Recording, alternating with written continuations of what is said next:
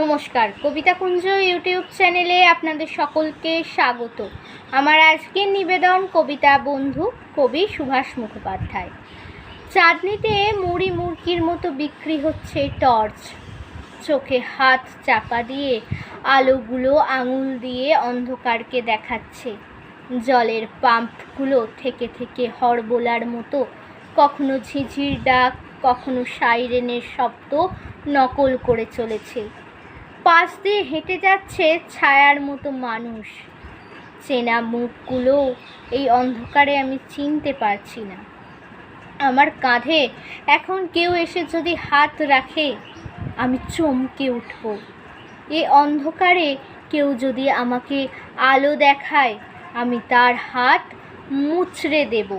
কেননা অপরিচয়ের এই অন্ধকার এখন আমাদের বন্ধু। নমস্কার।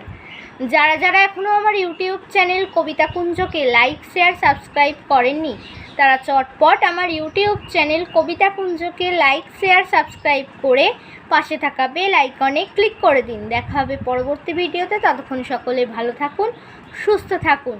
নমস্কার।